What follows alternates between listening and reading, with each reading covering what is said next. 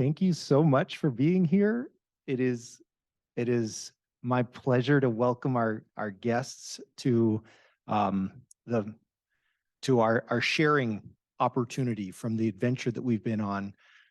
For those of you in the audience who don't know me, I'm Adam Lau, the director of the T3 Alaska program and the Upward Bound program. And we have some really special guests here today that I'd like to give an opportunity to share a little bit of a welcome. And I think the one I would love to start with is Sarah McConnell. She has been a super supportive, one of the many people that support the T3 Alaska program, or the T3 Teaching Through Technology program.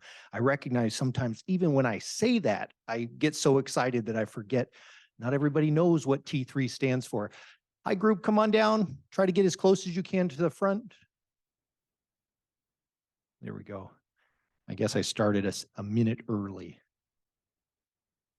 All right. Well, with that, Sarah, would you mind coming up and introducing yourself and then introducing the group that we have here?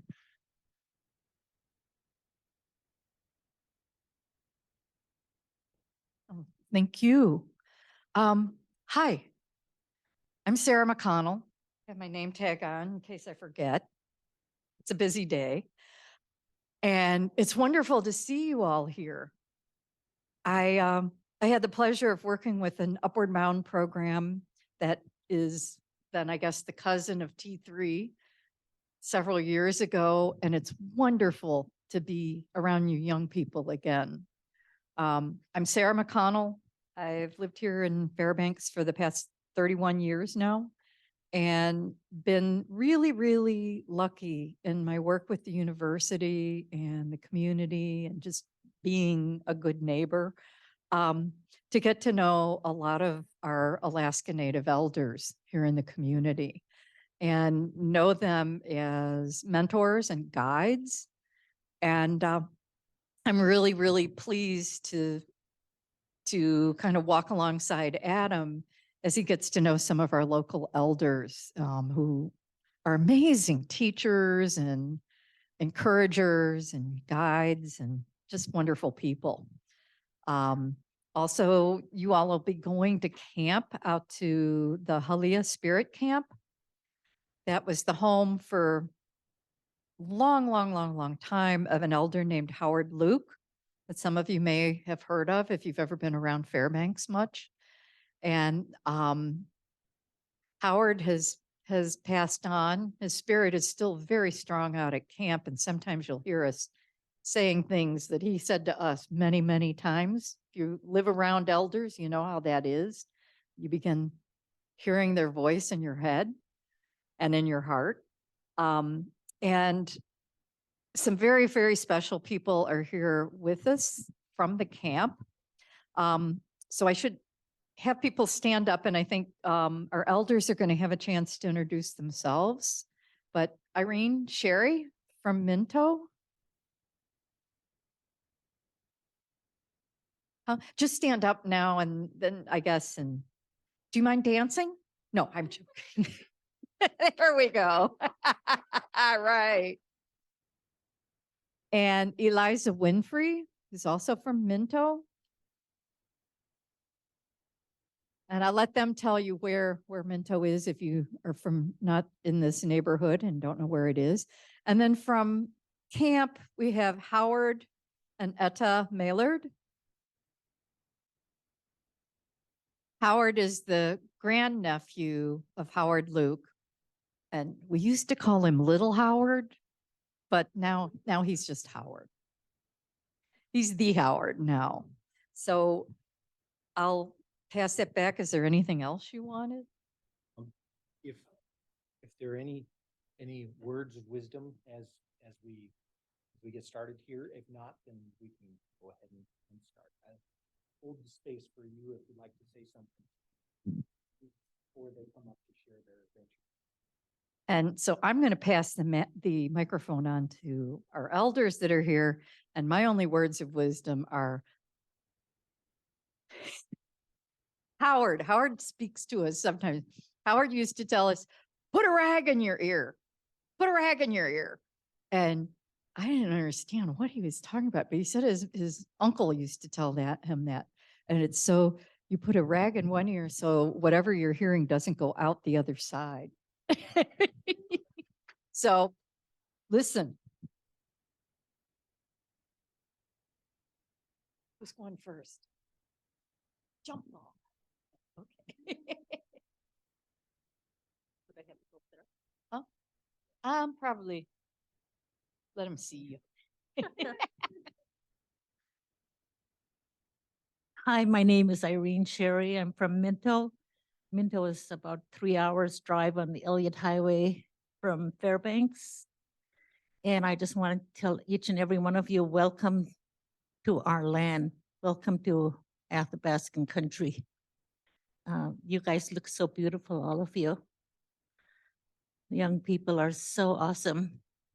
And I just wanted to say, one of the things we say in Minto is take care of yourself. And this young man told me, how come you always say take care of yourself? I said, because nobody else will take care of you the way you could take care of yourself. No one is going to make decisions for you that you could make decisions for yourself. And we hope they're good decisions. So take care of yourself and be good to yourself. And one of the things I was thinking about Upward Bound was when I was in high school back in the 60s, Upward Bound just started. My roommate, she was from St. Lawrence Island, and my cousin from Minto, my two cousins all signed up, and they were telling me, sign up, sign up. And you know, the deadline passed before I signed up, and that was a regret. I hope and pray that you guys don't live in regret. If an opportunity come to you, take it. Do it. You could do it. I know you could. And that way you won't say, oh, I wish I'd done that. But I'm thankful for this opportunity to be an elder. I went to Minto Day School, you know, like in the small village, there was about 150 people. And then from there, I went to Mount Edgecombe High School, which had kids from all over the state of Alaska. All my roommates were from St. Lawrence Island, and I really, really liked them. They were really friendly, and the only thing was they spoke their language and I didn't speak mine, which was one of the reasons I have a hard time. I could understand it, but I can't speak it. So I'm really proud of you. If you could speak your language, keep it up. From there, I got married and had children. I have 4 children and about 10 grandchildren. But I didn't want to just stay home and be a mother. I mean, I didn't want to stay home and be a mother, but I wanted to do something. So I signed up for this class, and it's from the University of the South. It's a 4-year course in theology. So I took that, and it took me 5 years to graduate, but I did. And then when I moved back to Fairbanks, I signed up for RSV. And I think that was 2 years, huh? 2 years, and started working as a counselor in Minto. And it was really, I really am thankful for the classes they offer. Take advantage of it. If you see something that you think you'll enjoy, do it. And it sure comes in handy if you're looking for employment. But I just want to share this funny thing. I was working in this village as a counselor of behavioral health aid. And this young lady called me up and she said, do you do marriage counseling? And I said, no, but I do checkup counseling. She just started laughing. But I just said that to her because a lot of young people in our village just didn't get married. They just kind of lived together. So I was trying to encourage her to build a good relationship. make a commitment, not only in schoolwork, but with your husband or your wife or whoever, make that commitment be good. Yeah, thank you.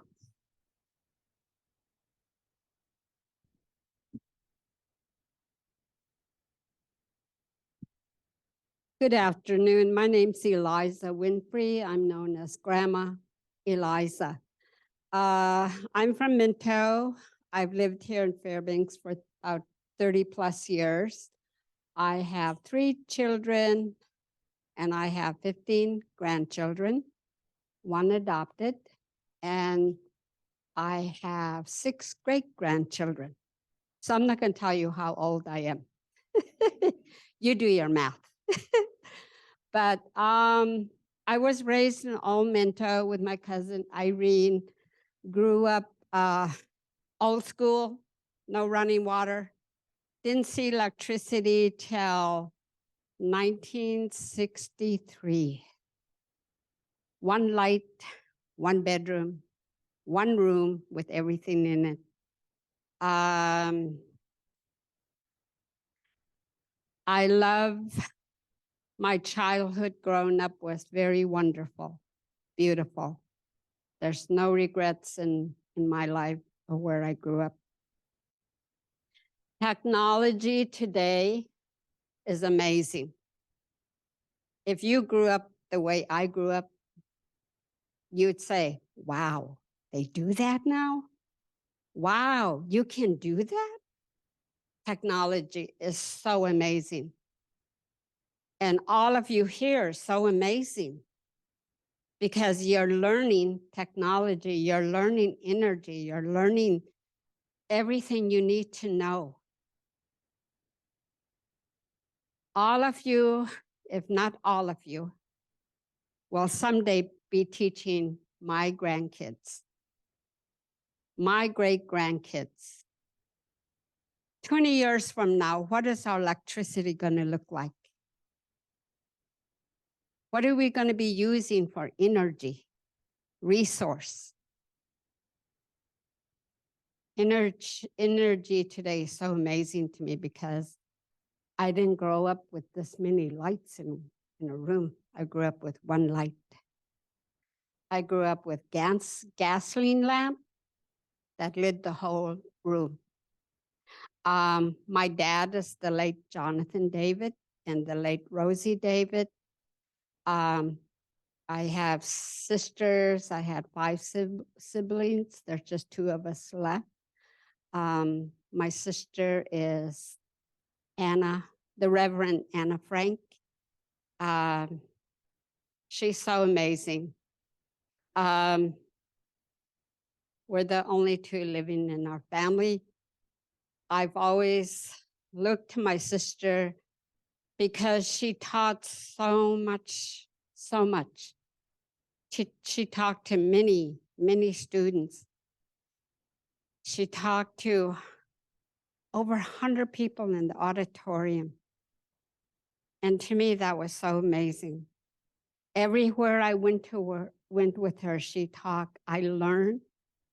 I sat and I learned. She taught me. And she didn't even realize she was teaching while I was sitting there. Today, I had to speak at a conference.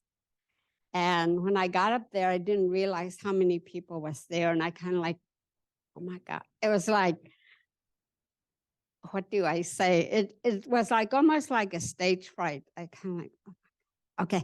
And then immediately I thought of my sister. She came to my mind like right there.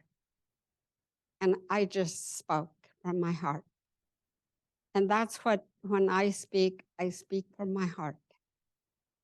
I tell you what I grew up with, how I grew up, and that's why I am what I am today.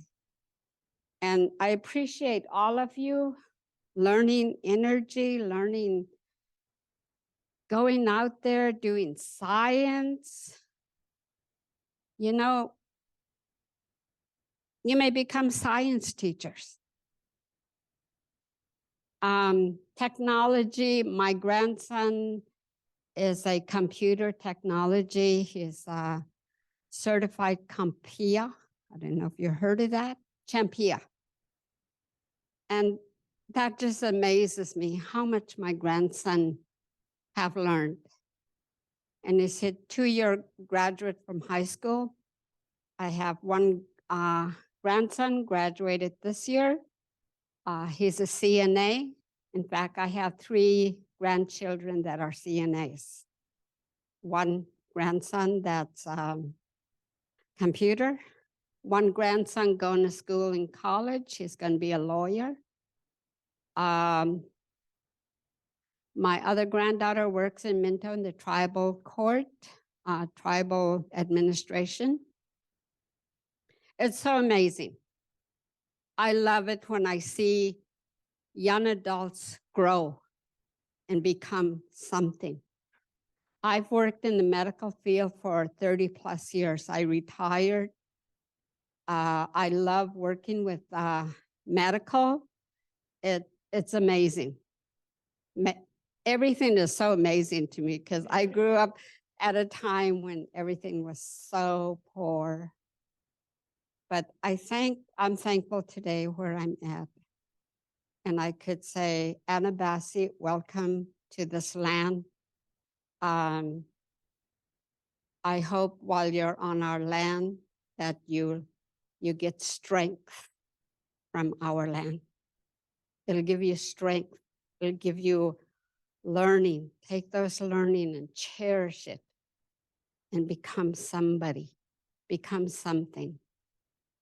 Anabasi, that's all I have to say. Thank you.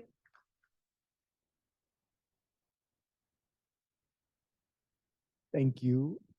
Thank you. You guys are good. Would you? Okay. All right. All right. Well, it is that moment. We have an order of presentations. I know students have been working all morning to get ready for this moment, and it is amazing that we've got an audience here to listen to us. You are on a Zoom, and that makes it possible for me to capture this. And the first group, if you would please come up, the climate group. This is a group that I just traveled with to Juneau, and I know that they're very excited to share. So come on up. And my recommendation for everybody speaking is please use the microphone and make sure to introduce yourself, where you're from, and after climate, we will have energy come up, and then after energy, we'll have ocean, and then end with earth. All right, who's beginning?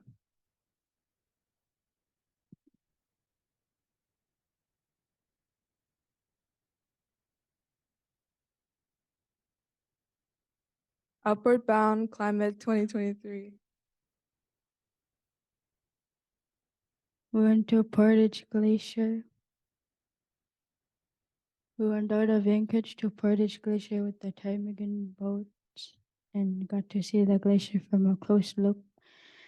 The glacier loses about 20 feet per year. We also got to get a group picture. There was an eagle, mountain goats, and a black bear while boating around. In this picture, the woman was talking about the glacier decreasing 20 feet a year.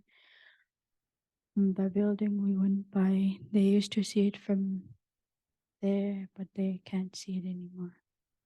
We got some air quality by Portage Glacier to see if the air is clean. The results were good.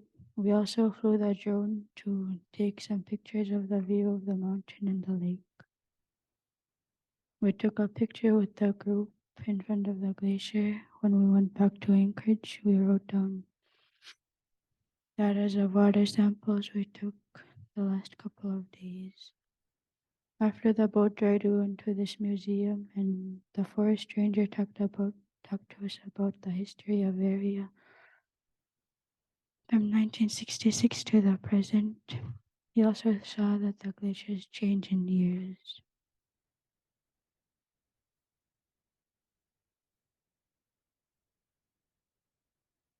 Kind of like Collecting Samples in Anchorage 6/4/23 by Stacy Vivi. We took a water sample at the Anchorage Coastal Wildlife Refuge, and the water sample was good. After the water sample, we went back to Rasmussen Hall. Flat Top Mountain.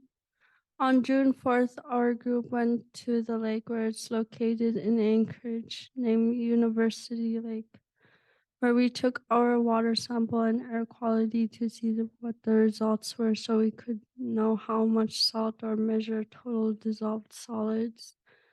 We went to Flat Top Mountain to check the air quality and sample some of the water to measure the pH, conductivity, TDS, salinity, and the temperature.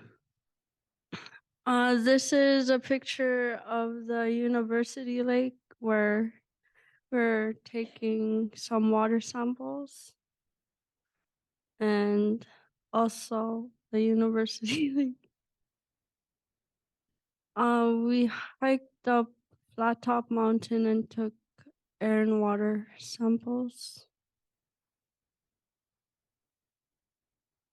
What happened after we went to the Flat Top Mountain? On June 5th, we went to the airport and flew to Juneau. It was a pretty busy day, packing our stuff, going to the airport, flying to Juneau, then unpacking our stuff at the dorms and went shopping. Then after buying a few things, we met with Jerp.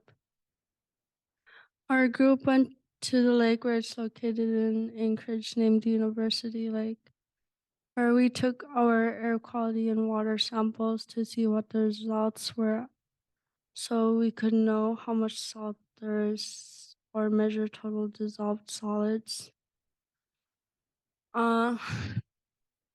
This is a picture of us going to Juneau. And after we arrived to Juneau, what we did the next day, we went to Fish Creek and Eagle Crest so we could take some samples of the water quality and air quality to see what the results were so that we could see what was higher, lower, or better, worse water and air quality in the places we researched. This is a map of where we took our air and water samples. Yeah. Camp 17. We went to Camp 17 on June 7, 2023. Before we went to Camp 17, the pilot of the helicopter gave us safety instructions. Here are some pictures. This is the helicopter we went on. It was our first time going on a helicopter, and it was a crazy experience.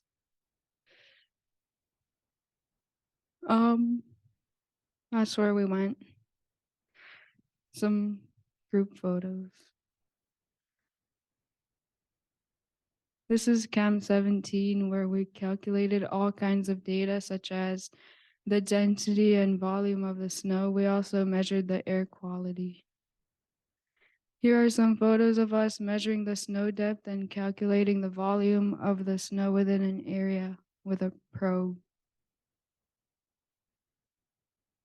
In these photos, we are measuring how deep the snow is with the ground penetrating radar. We also made a 3D model with the measurements. We couldn't get the 3D model, but it was pretty cool. Us flying drones, I guess. In these pictures, we are digging a snow pit and calculating the density of the snow at different depths. We learned that it gets denser as we go deeper. Our little stroll to Cairns Peak.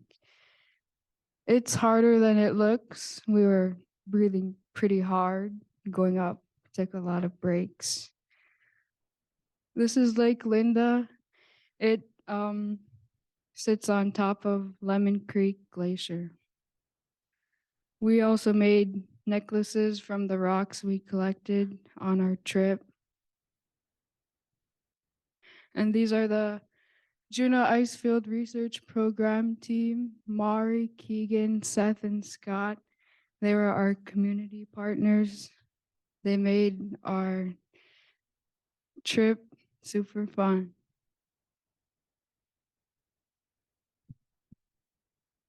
So on this day, we went to we did three different things, but Sea Alaska Heritage Center was one of them. Right here's a picture of us waiting outside, waiting to go inside to kill some time before we went on our tour. Right here is where the three totem poles that sits on the corner street right across from the Sea Alaska Heritage Center. They're the Tlingit, the Haida, and the Shimshin. Right here is where you see hooks that were used by the Tlingit, I want to say. They used it to capture fish upstream. And right here is their traditional meeting hall they have at the center. We went totem pole hunting on a little packet we got, and right here we were sitting between 4 and 5 on the list. Right there is a picture of us walking to our pedicab tour. Right here is Elizabeth Peradovich. She was an unexpected Native American activist. She argued how Native Americans should have same equal rights as white men do. This is one of the guys that took us on our pedicab tour. He was the owner of his own company. And right here is where he was talking to us about how Juneau takes care of their fish in their cannery. Right here is a picture of a big cruise while we're taking our tour. As you can see, there's a giant pink bear on top of it. Right here is where we stopped and talked about the building that Elizabeth Peradovich was on.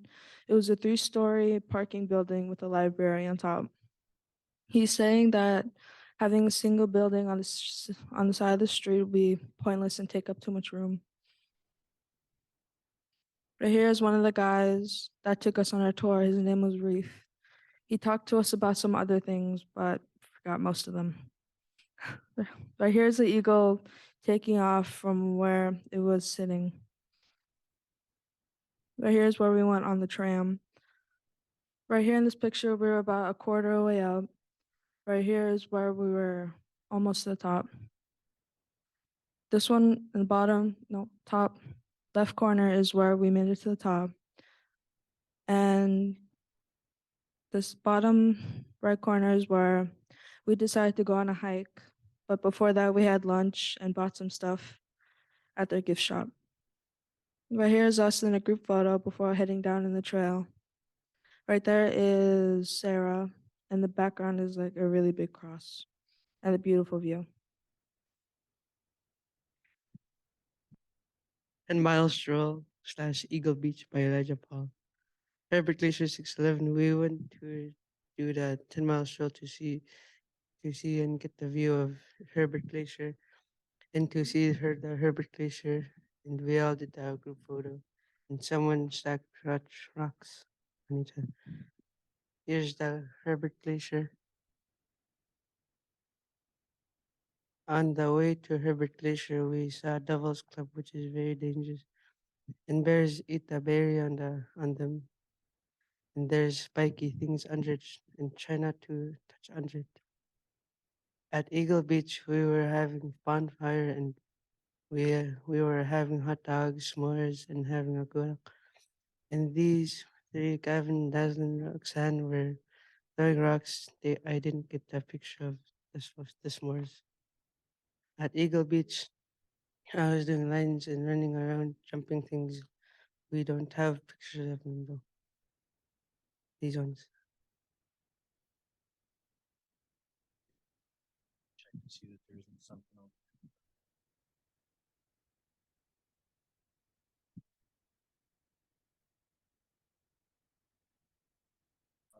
Interrupted you.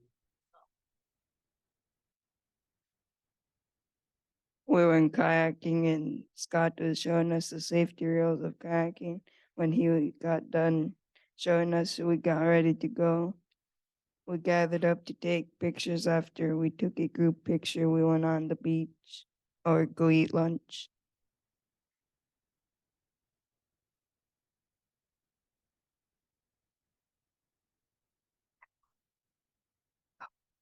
After we ate, we started to head back. After we were done kayaking, we went to the Polynesia voyage, and they came from Hawaii because they are gonna go sail across the world. When they landed, they begin the ceremony with singing and dancing. Here's them singing and dancing.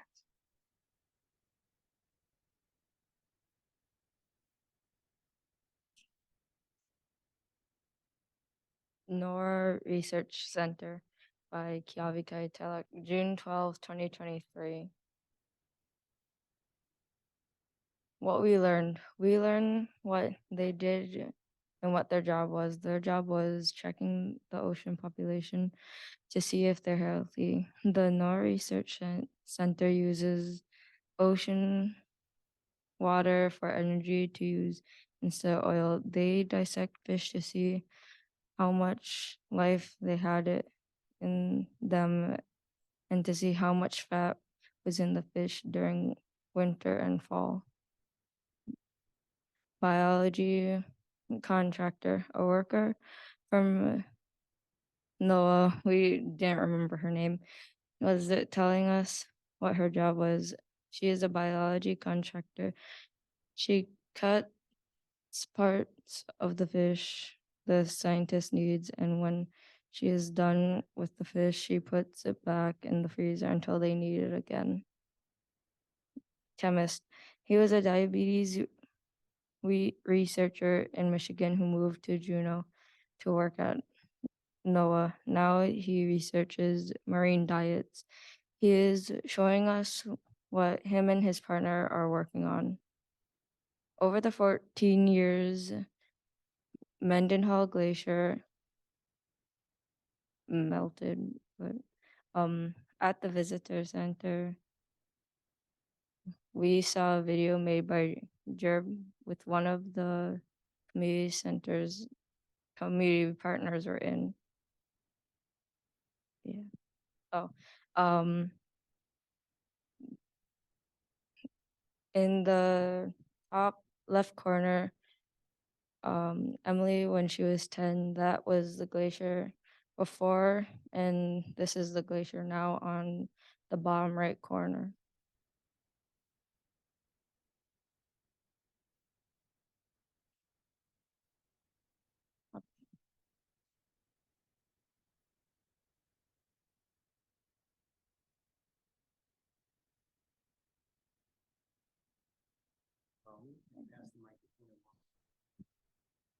I'm Kiavi Kaitelak from Shishmaf, Alaska.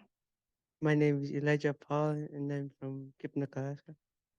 I'm Gavin. I'm from Cheshire.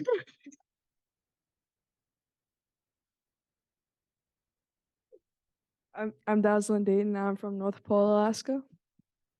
I'm Roxanne Moana and I'm from Shishmara. I'm Stacy Beebe and I'm from Quinnahock, Alaska. I'm Elise and I'm from Kipnak.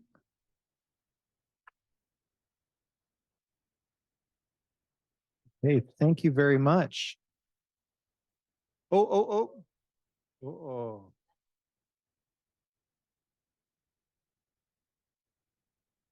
Okay. Who's gonna be, since you started, why don't you take the questions?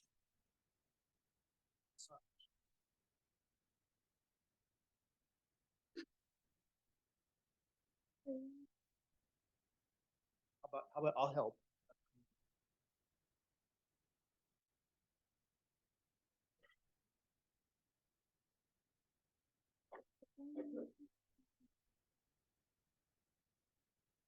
Hello? You're in luck. This is a compliment, not a question. I wanted to thank you for writing out what things were about, like jerps. I wasn't sure. I had never heard that before. But then when you spelled it out for us, it's so helpful.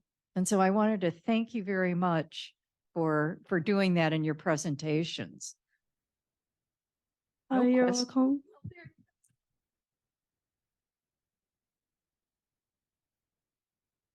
How do you test the air quality? We use like, what is it? So one of the ladies that was on our team, she made like a little box thing, handmade, and we used that. I forgot what it was called. It's the Raspberry Pi powered air quality meter Yeah, that thing. thing. So later on, in about 2 weeks, we'll have a final presentation where all that science gets a little bit more unpacked. But for now, oh, that is a great question. I think that's a good challenge right there for our final presentation. Let's think about that. Other questions out there? Oh, I see one.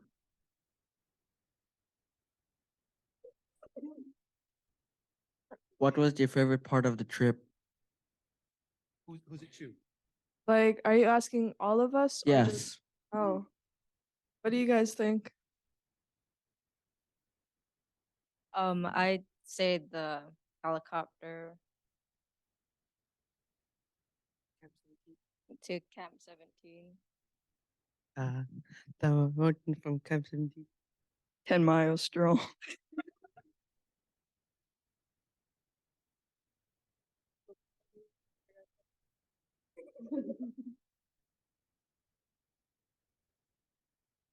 I think my favorite part was playing basketball with the jerk team. I'd say like everything like in Juneau, like hiking, helicopter, kayaking. Because it was like a good experience. Riding the helicopter to Camp 17 and playing ball.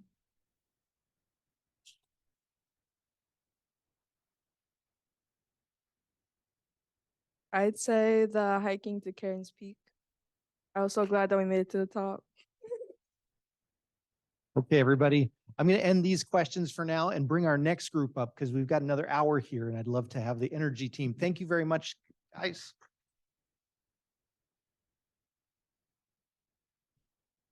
Uh-huh.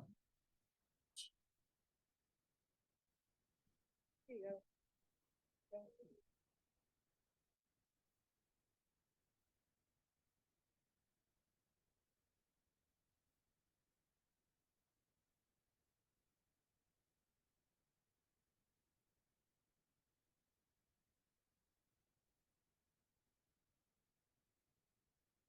We were the energy strand and we went to Kotzebue and Notak. My name is Murray Anderson. I live in Fairbanks and I'm going to be a sophomore next year. Hi, I'm Peyton Henry. I'm from Queen Alaska. I'm Brian Zoens from Queen Alaska. I'm Matthias Becks from North Pole. I'm Brady Henry from Berwick, sophomore. I'm Jonathan Free from North Pole. Darcy Moore from GVAC going in 10. I'm Daniel Jing. I'm from Bethel. I'm Layla Workman from North Pole. I'm going into 10. I'm Jeremy Thatcher from Bethel. I'm going to be a senior.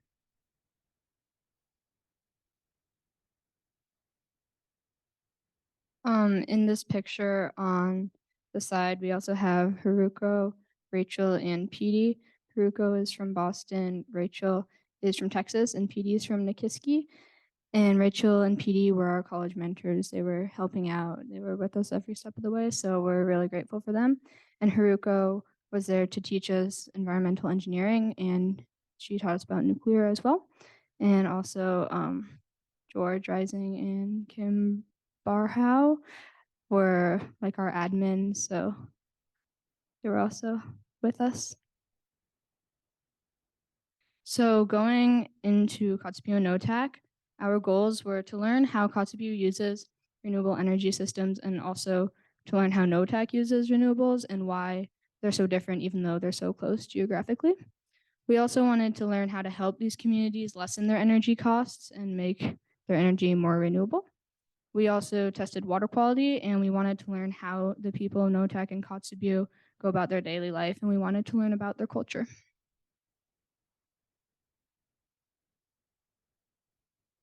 On the first day, we went to Kotzebue. Gary Perkins in the mill. He helped us pack, brought our stuff to the dorms at ATC. ATC is Alaska Technical Center.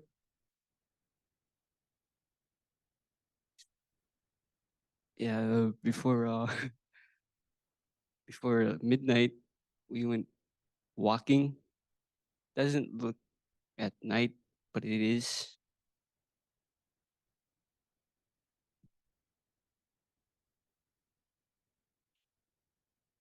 On day two, we got into the intro of energy, learning about kilowatts an hour and uh, voltage at that time. And after that, we went to a tour to see the solar panels and windmills. And later on, I think we went to a movie night at National Park Service in Kotzebue. And after that, we went to the museum, which is like the next door or in the same building.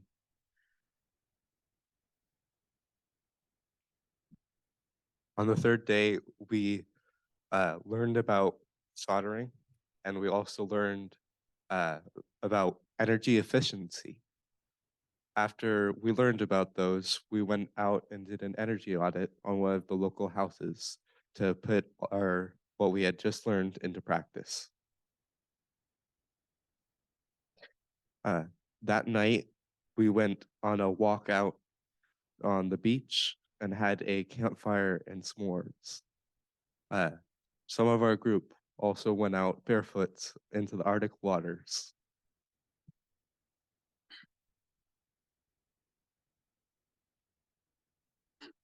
On the fourth day, Uruko teach us about energy,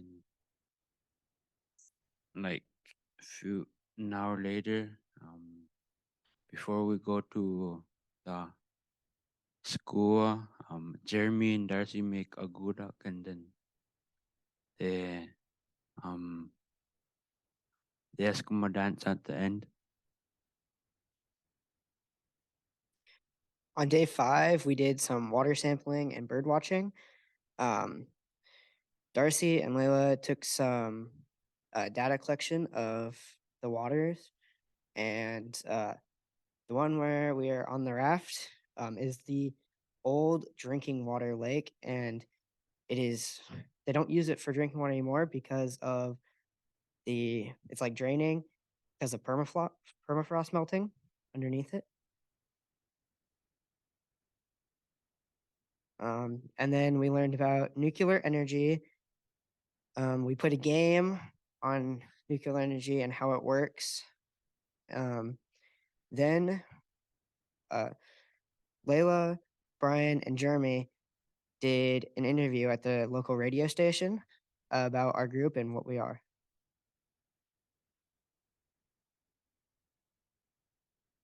Day 6. We just took a tour around Noatak. We met a guy named Floyd. Right. So there was one group that made it to Noatak, and there was a second group at the airport. We waited 13 hours at the Kotzebue airport, and the flight got canceled on the day we were supposed to go. So we went the next day, and it was very boring. So while the flight was canceled to Noatak, we played some games, and we went to the ATC dorms to stay at for that night. We played Jackbox. and other games. We had dinner, and yeah, that was it. The next day, so group 2 finally arrived in no attack. Sure, we still had to wake up early, but our flight was still delayed, but we still made it. So we got to meet up with the first group. We had some nice people from the community help us bring our luggage to the school. And so once we were settling into the school, we went to go behind the school. There is a lake, and we went to go test the water. Well, some of us didn't go out because some of us didn't have the proper boots. So even if we did, some of us, there were some kids who went to go test the water, but they got soaked because it went over their boots. And so we decided to go head back into the school, and they decided, like, since we woke up early and we're tired from having to wait in the airport for a bit, decided to go take a nap. And there were some people who went into, it was Sunday that day, and so there was church, and they invited us to go into church. So couple of the kids went to go to church, and so later that day we decided to hang out at the gym. We got to play some games, kickball, some play basketball to volleyball, and there was a couple kids who were singing karaoke in the background. On day 8, we went going to the solar array. It turns out it wasn't really done yet. They just had poles in the ground. We met a guy named was it Una? We met a guy named Una. He taught us. I mean, he told us about the solar energy and about like how much it costs, how they hire people, and how we could be hired for it. And later that day, we went to the water treatment plants. We learned how the water is like circling around the city so it doesn't freeze over during the winter. Also, like the building is like cracked um, because of the permafrost.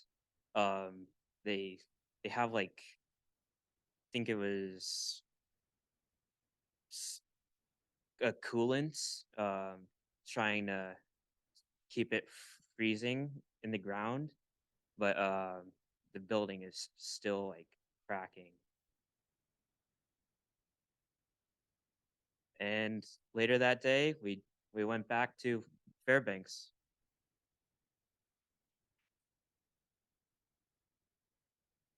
So now that we're back in Fairbanks, we have to think about the next steps that we want to take.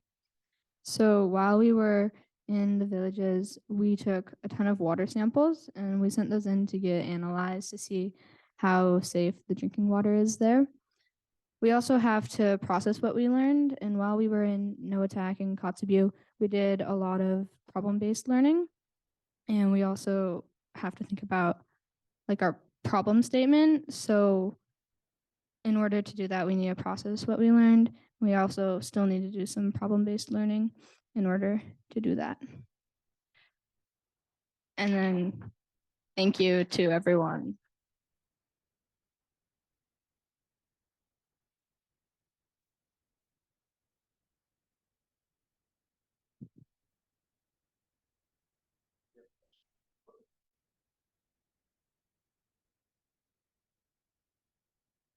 Ask a specific question, please.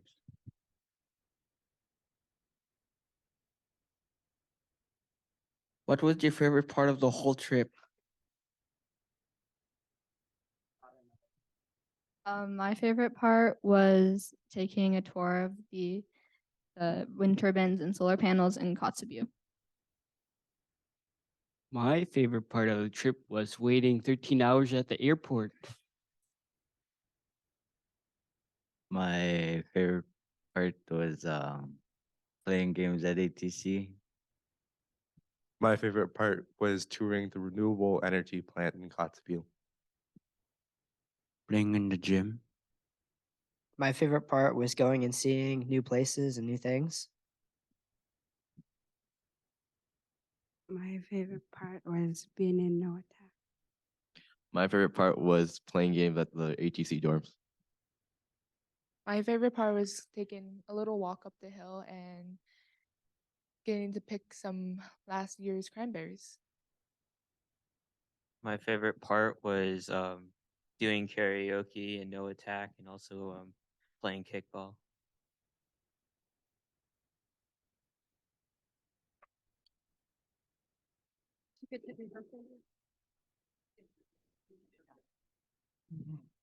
Um, what did renewable energy, what would it look like in 5 years? Did you study that?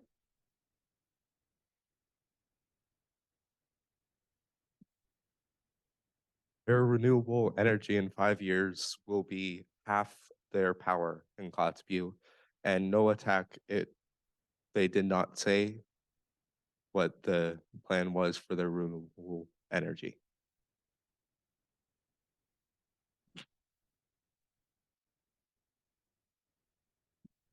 So for your energy audit that you said you did you guys do mainly energy efficiency, or did you also like dabble in thermal efficiency?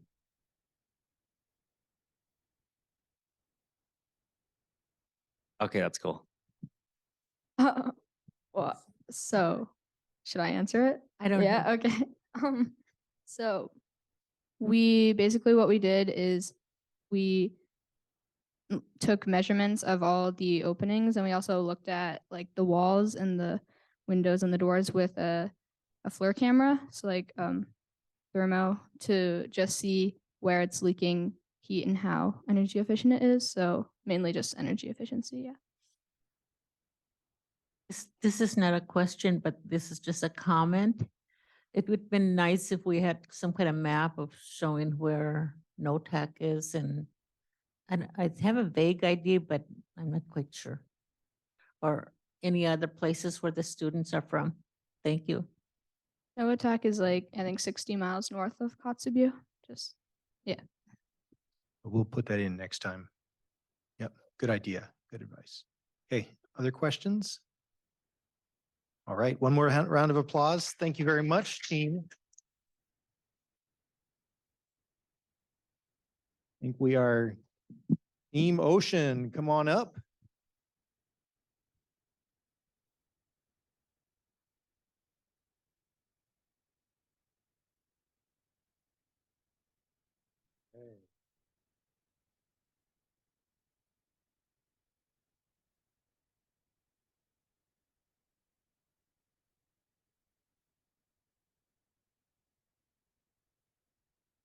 Hello, I'm Joseph. I'm one of the instructors alongside Michelle, who's still sitting down, for this lovely group of kids.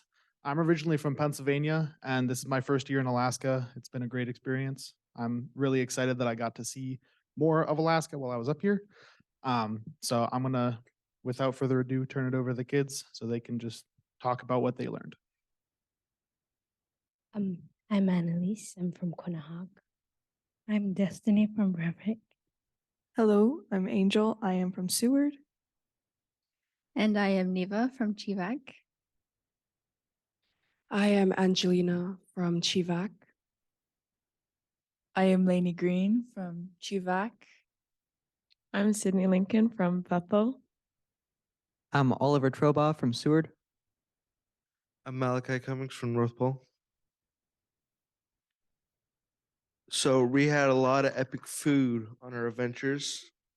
We did a lot with seaweed and salmon, and one of the things we cooked a lot with seaweed. We made seaweed salad, seaweed halibut chowder, and seaweed chocolate chip cookies. I think they were pretty good.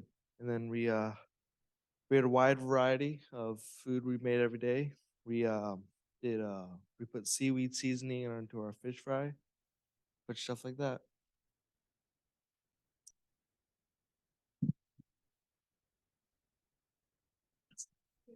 Um, when we first took off from Anchorage, we took a road trip down to Valdez, and it was planned to be like 6 to 7 hours, but with all the stops that we did, it took 12 hours. and but we enjoyed it, listening to music, laughing, and it was very beautiful up in Thompson Pass.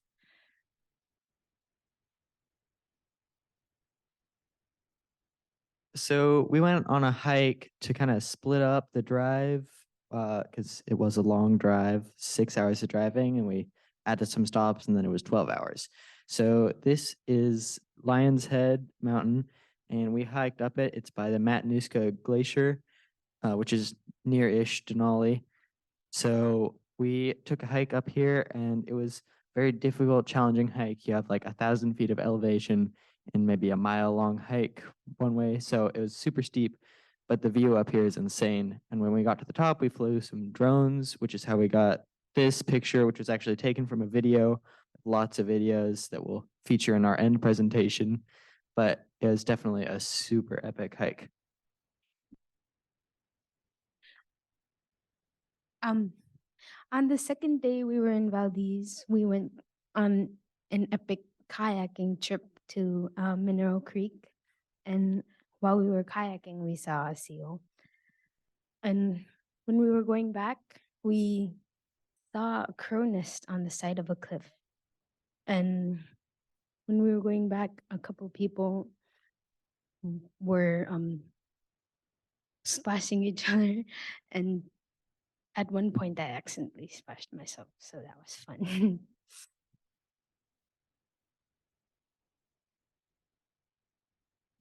My first time kayaking, I splashed my head, see some sea lions, learn new skills.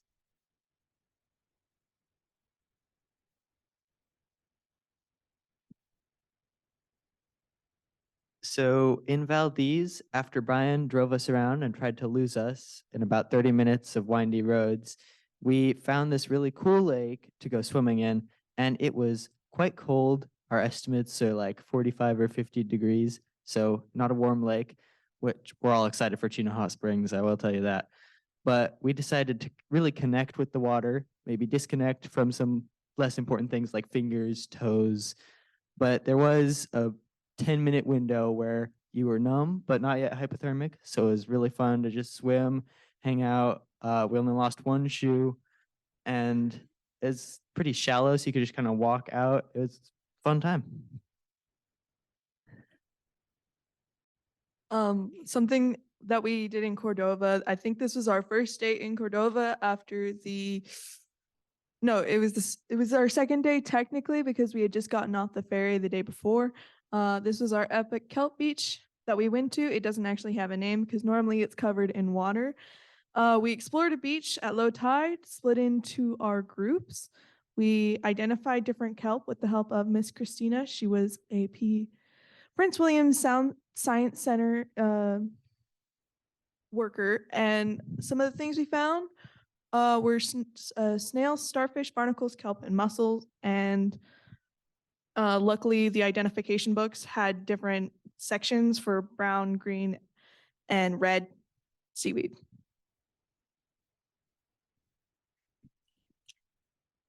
In Cordova, we made epic EAC handheld drums. On the photo on the left are the drums drying, and the photo on the right is all of us together. So this is one of the drums that were made. The skin and the lace were submerged in water for about 24 hours. Then you put it on a wooden frame, put the skin over, So you put the skin over, stretch it on the end, add lace. Then when you're done, you tighten it up, then you let it dry. This is how it looks.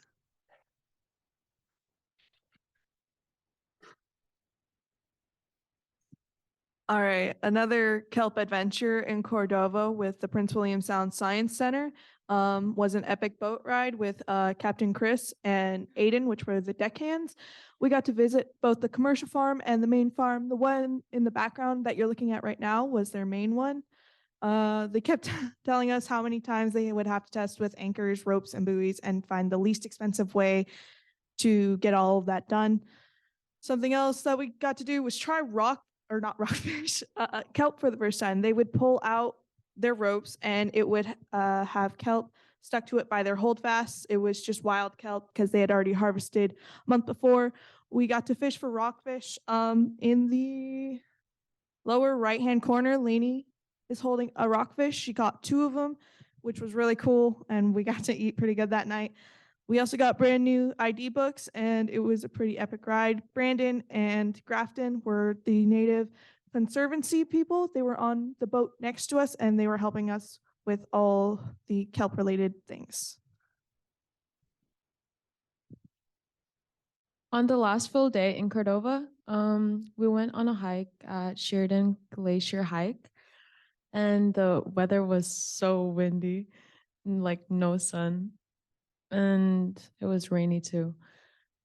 The highlight on this hike was when I tried glacier ice for the first time, and it was very sweet, and it was it was really good glacier ice.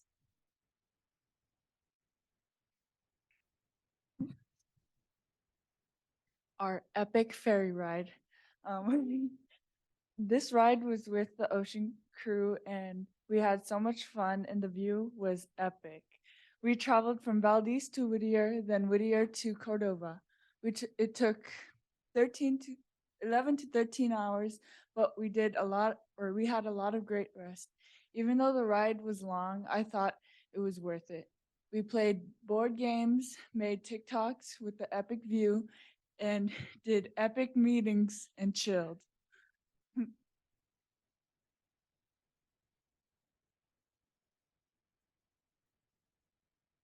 So through our full thing, we learned about many different things. When we were in Valdez, we focused on salmon. We went to the fish hatchery, and Rob Unger went through the fish hatchery with us. He gave us a tour, showed us the process of the fish, how they come back and they take the fish eggs out, and then they grow them. The top photo is some fish that just hatched, and then when we got to Cordova, we focused mainly on kelp, seaweed, and all that, and how the process of getting the farms, the layouts of the farms, getting the most efficiency in the farms, cost, and then the bottom picture right there is a picture of Cordova. Like the only one time it was sunny, because pretty much the whole time it was raining for both Valdez and Cordova.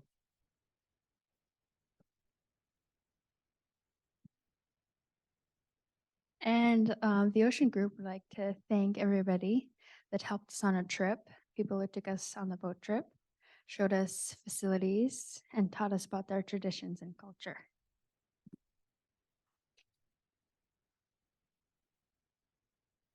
One last thank you. We'd really love to thank Brian up there in the corner for organizing the trip and for sharing his love of the word epic.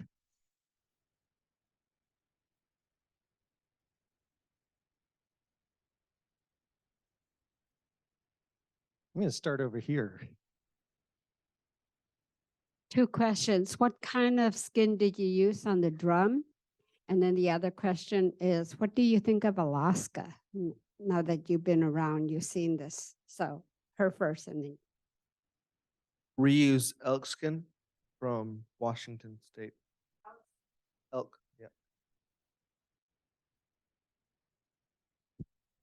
yeah. When I first got the opportunity to come up here, my first thought when the person mentioned that I was possibly coming to Alaska was like, oh, Alaska's very far away, and I don't know about that. But coming up here, I had a great first year. I teach out in Kipnuk. There's 4 Kipnuk students here today. They're really great most of the time. As I'm sure you all know, kids can be a lot sometimes.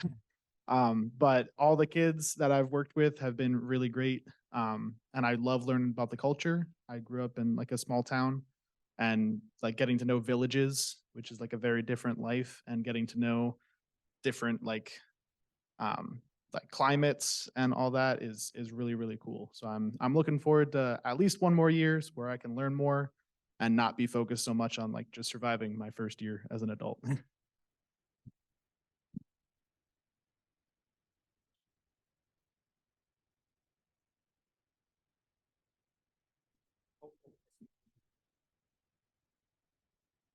Can we hear what the drum sounds like?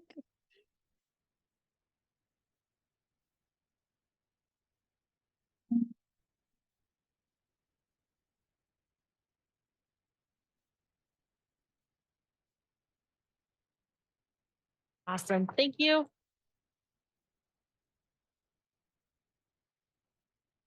Okay. All right. Oh, What was your favorite part of the trip?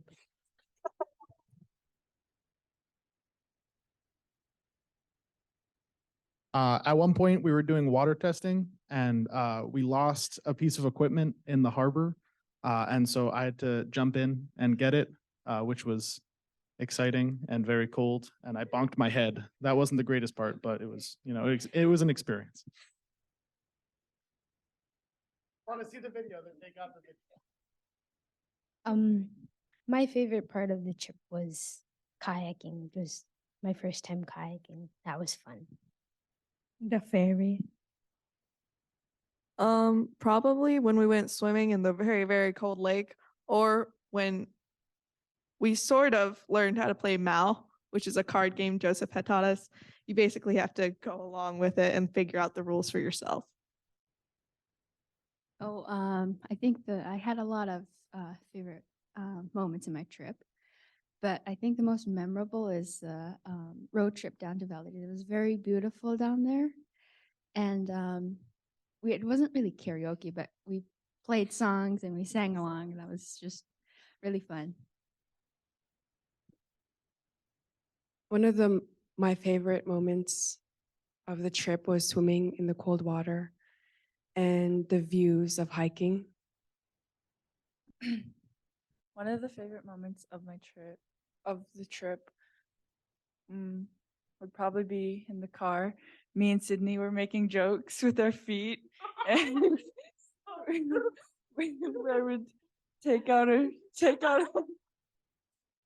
we would take off our shoes and say, "The dogs are out."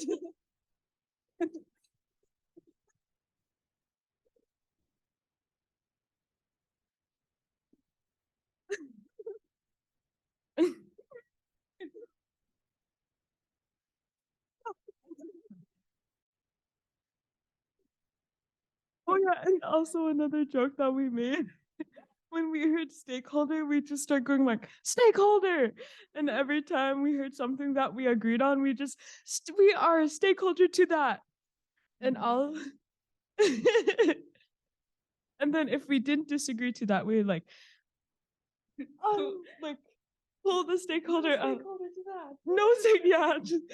And also, my favorite part too was the drive here.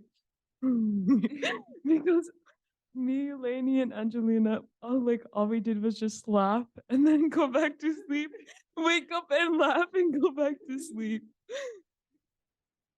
I would say that my favorite part of the trip was our initial hike to Lion's Head, because we got to the top and got some really amazing footage with drones. That was cool. Just saying, it was only peaceful when they slept because they kept on kicking my chair. It was a very unpleasant massage. But no, my favorite thing is Brian showed us his favorite taco place in Cordova. It was Baja Taco. We got some milkshakes and tacos for like 3 nights. Pretty good. It was epic.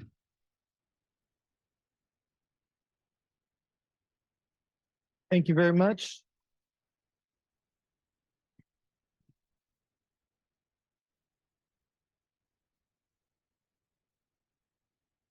Hey, there's only one group left. You know who you are.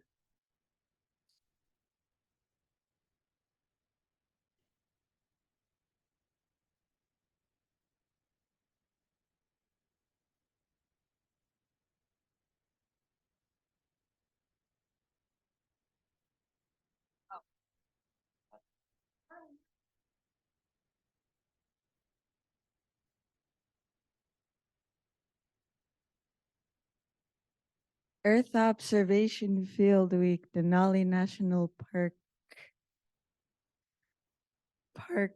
Preserve. My name is Erica Paul from Kipnuk. Hello, my name is Matthew. I'm from Hethel. Hello, my name is Merlin. I'm from Chivac. My name is Persephone. I'm from North Pole. My name is Andre. I'm from Wrangell. I'm Kenyon Southall from Breivik Mission. I'm Eldridge Gums from North Pole. I'm Mary from Kipnuk. I'm Christian from Quinhag. I'm Liam. I'm Liam Pingai Green and I'm from Chivac.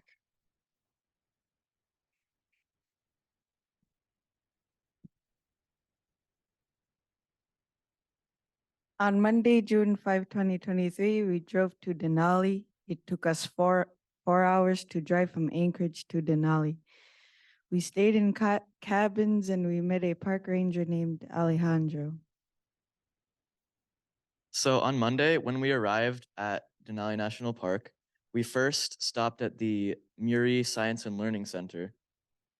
We met with the ranger, Alejandro, and we drove to the Teclanica campground and stayed at a special area for researchers and education groups, which had these wall tents that we stayed in.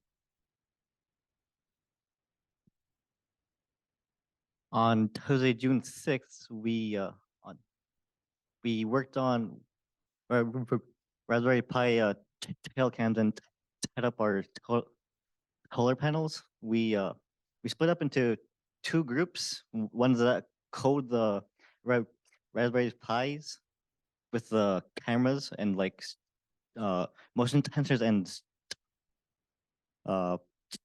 tonic sensors. Yeah. And the other half set up the solar cameras to charge the batteries so that they would catch pictures overnight if there are animals that walk past them. Or people who are going out to the bathroom late at night. We also we also use Starlink so we could communicate with our families and post photos on Discord. There's the Starlink on top of the car right there, and yeah. So for those of you who don't know, Starlink is a satellite Wi-Fi. It's a way to get Wi-Fi with places with no cell reception. We had it set up on top of the vans so it could connect to a satellite and we could communicate with the world.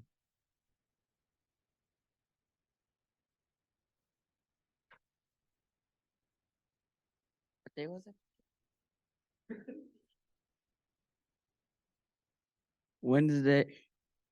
Tuesday, June 6th, we went swimming to Technicolor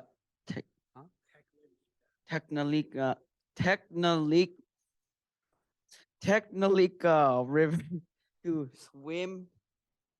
After we went in the river, we wrote in our journals and ate s'mores. I laid down because it was cold out, so I just laid in the warm mud. And this is Stuart. Yes, in the middle. Stuart is our college mentor with us, or one of the college mentors with us. And he said he used to go in glacial rivers for fun. So he's just sitting there all happy, like it's not a problem. And this is when all of us went in the water. Yeah, thanks.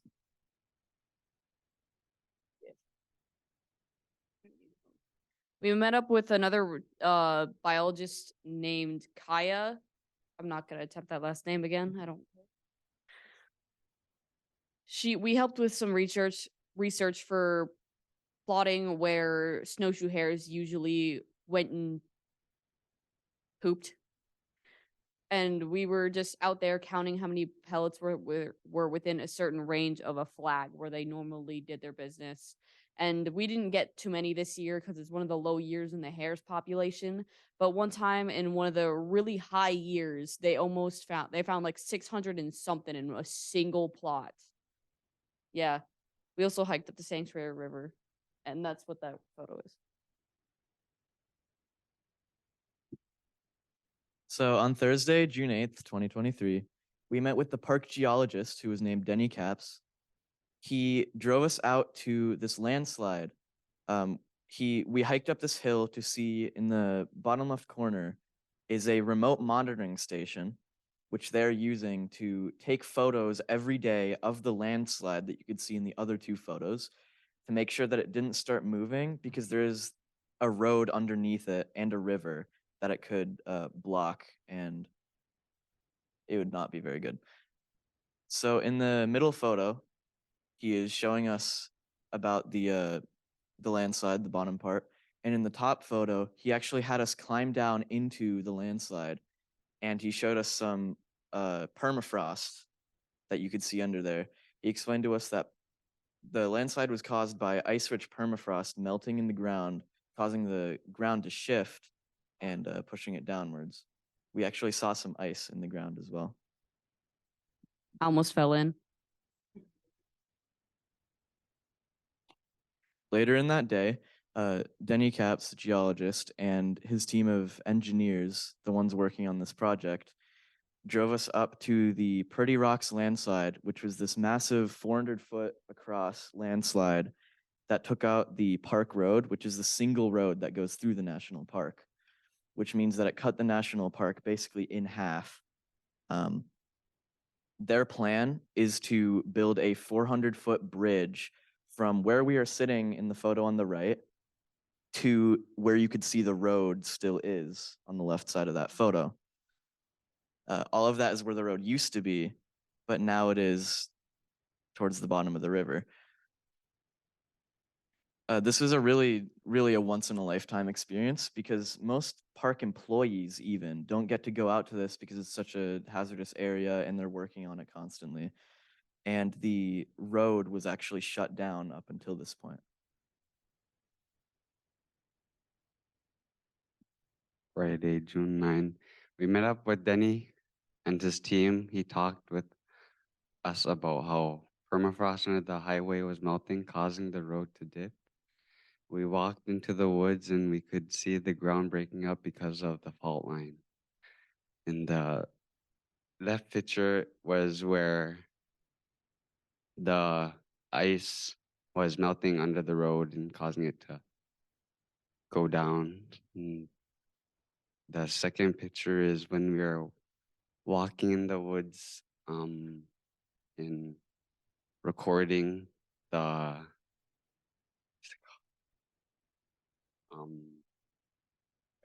scarps. And yeah. So what we were working on here is we pulled up a map they had taken of the area, and we were walking along the visible fault line in the ground, which was like a ditch kind of in the ground, and mapping points along it to see which direction it was heading in. And it was heading straight towards the road where they built a bridge. He told us about how he had worked with an engineering team to build that highway bridge, which you might be able to see a little bit of in the photo on the left, to make sure it was up to standard for being right over an active fault, which is kind of where the ground is pulling apart. In the photo on the right, the ground pulled apart so violently, I'm assuming, that it actually split that tree into two. And it was still alive, by the way. We also found another tree that was not added in here that had like, instead of two split, it had 4 separate splits and was just like down on its side. Sadly, I got a photo of it, but I forgot to put it in the slide. So back on the topic of the road there, how it was dipping down because the ground under it was melting and shifting. What they do is they just pave over it with new concrete, which absorbs more heat and makes the ground melt faster. But also, one time when they were looking at the road, they found about 12 feet of concrete because they just kept paving over it every time the ground went downwards.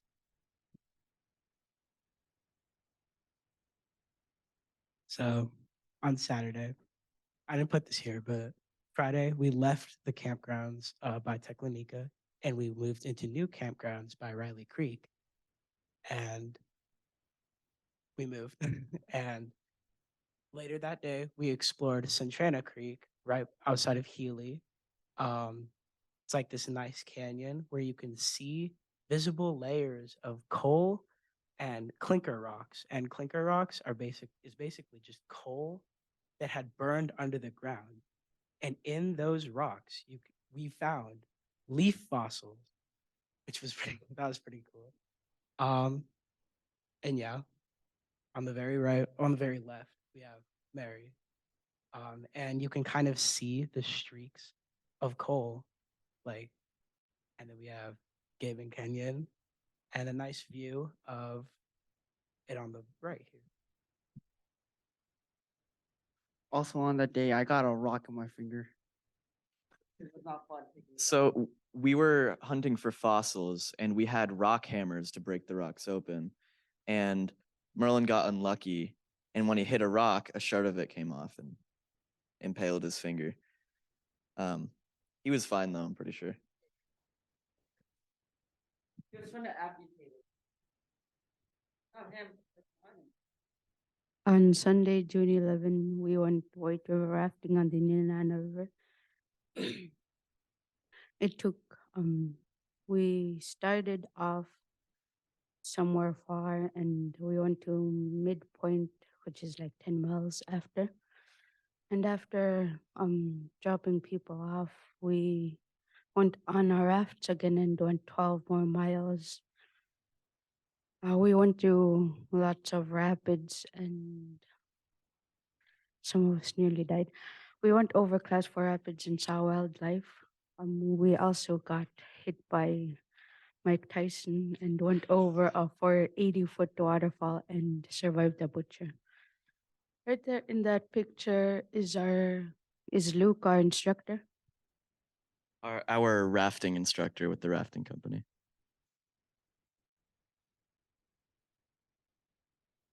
We met with our community partner, Tammany George. She is a natural resource technician for Atna and patrols Atna land. She told us about Atna issues with trespassers. We also went to the 49th State Restaurant. We then drove back to Fairbanks and settled into the dorms. So Tammany George, the natural resource technician for Atna, the native corporation that owns land near the Denali area, we're going to be working with her and the company with our problem-based learning for the next 3 weeks to develop hopefully a solution to their problem with people trespassing and using their land without permission. Also, we will not talk about how much money we spent at that restaurant.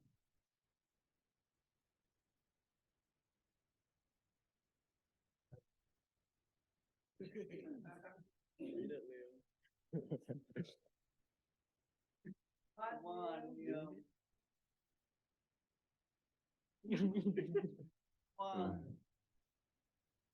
I'm a grill master because I'm really good at grilling. Everyone did a good job cooking, feeding everyone, and getting up early to make breakfast. Sorry to interrupt again. So we were camping for about a week, and a few days we had teams of people who we rotated what responsibilities we had every day in the camp. Like somebody was cleaning up after dinner, washing all the dishes.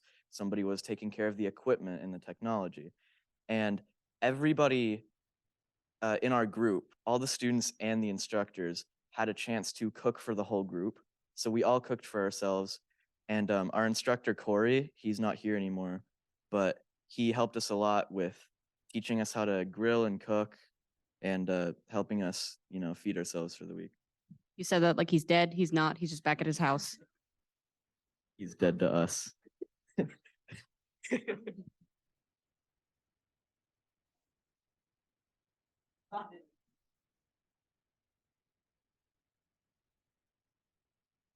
These are some pictures that we took.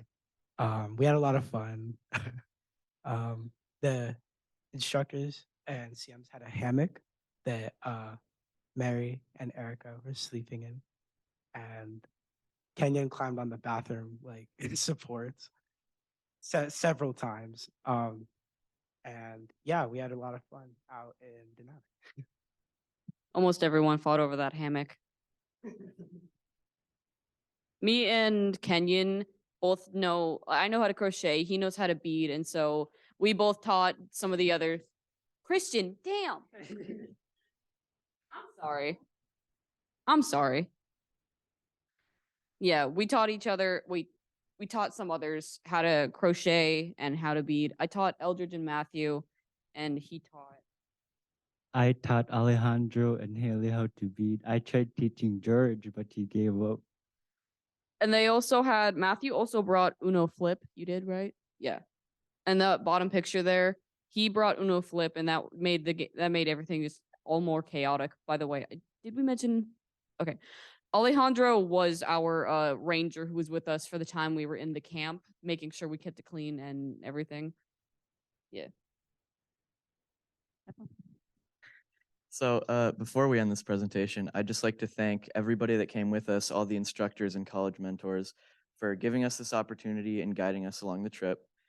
To thank them for the opportunity to go to such a cool place, honestly. Once in a lifetime opportunity. And I'd like to thank you all for your time.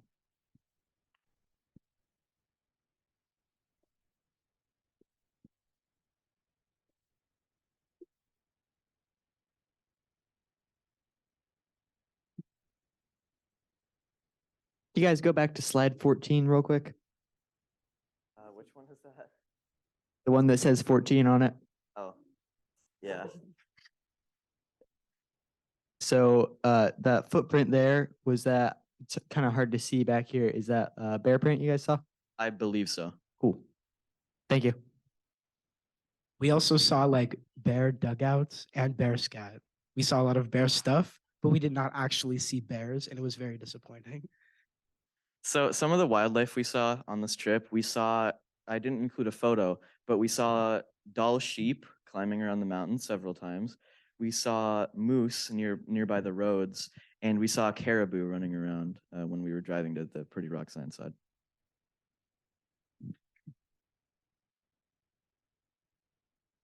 What was the fun part of the trip?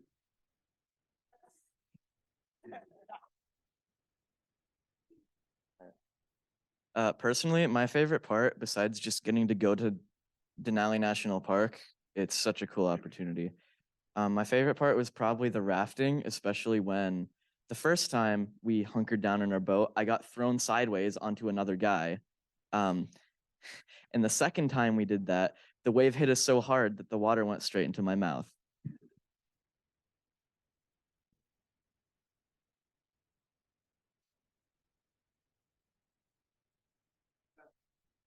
My favorite part of this trip was probably grilling. My favorite part of this trip was hiking and seeing the beautiful views of Alaska. My favorite part of the trip was probably rafting or going to the 49th State Restaurant. My favorite part of the trip was rafting. My favorite part of the trip was rafting and getting hit by big waves. Be honest, I don't really know. I've been to Denali before, and I figured that out a little bit later into the trip. Rafting was okay. My favorite part was swimming and get a rock in my finger because that day I ate a whole gallon of ice cream. He ate a whole gallon of ice cream, and I'm pretty sure he's lactose intolerant.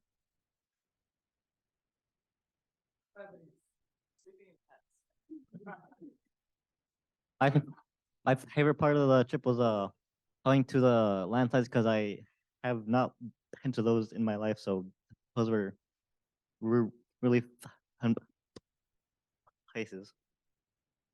My favorite part of the trip is almost dying from rafting and almost drinking 5 pints of Dr. Pepper in the restaurant.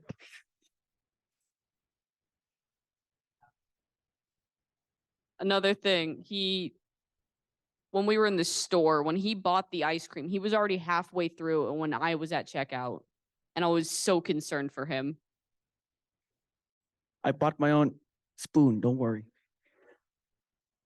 Any other questions? We'll save some questions for some elders right now who are, if you guys have questions, otherwise, I'm going to say the rest of your questions we can hold to later moments because we will have those moments over the course of the next few periods of time. So you guys have in any one of your culture, did you guys ever use the permafrost? In our culture, we used to use it as a refrigerator. Good use. Did anybody use permafrost in your family backgrounds? They used to dig up a hole and use it as a refrigerator too. In Chivac? Just brick up then, yeah. Refrigerator. I also in North Pole, when it got cold enough and we didn't have room in our freezer, just put it out in the snow. Awesome. I live in Wrangell, which is in southeast Alaska, so it doesn't get cold enough for permafrost.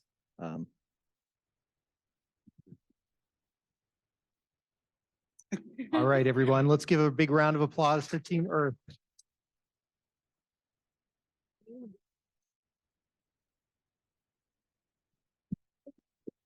Thank you, everyone. Thank you to our guests today. For those of you students in this room right now,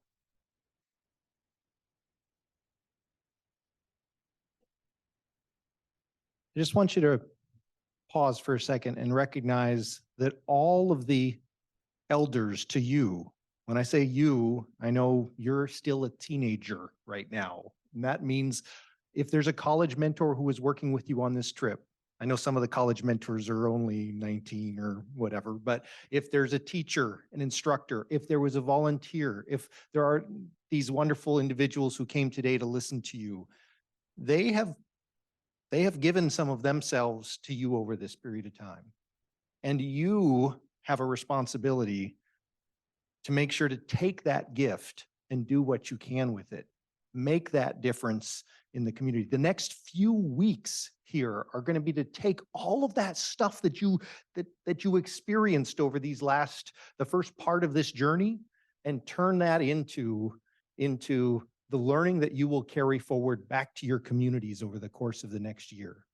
Because when you go back, you'll be a different person. You've had an experience. It was epic, yes. It was awesome. There were things that you will never forget about this trip that you were on. But your responsibility, remember, is to listen to those elders, listen to those mentors that you have, the ones who are putting time and energy into helping, and make sure that you move forward and use those skills that you're developing. When you learn to use a Raspberry Pi, when you learn to collect data, when you learn to use science, it's huge. And we found a lot of people in our communities, each of our communities, that were excited to continue the journey with you after this program is over. So I know that we've been sitting and talking and listening and learning right now. I want everybody to give a huge round of applause to the adults who took you on your trips here, to the mentors in this room.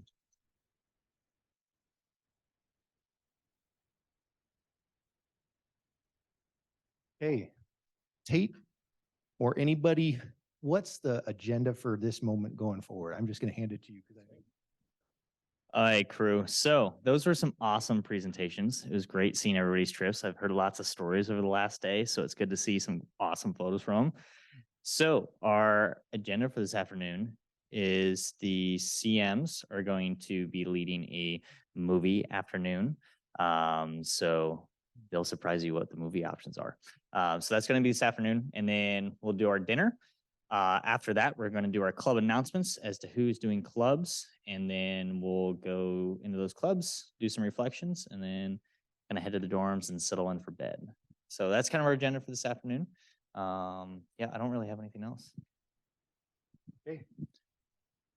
Are there any final words you guys would like to say other than, well, thank you to being here for today from us. Thanks. over the course of these next few weeks, we've invited the elders to come and speak a little bit in our different classes. I just want to say thank you to all you young people for sharing. I know sometimes it's hard to get up in front of people, but you guys did awesome. Thank you so much for sharing.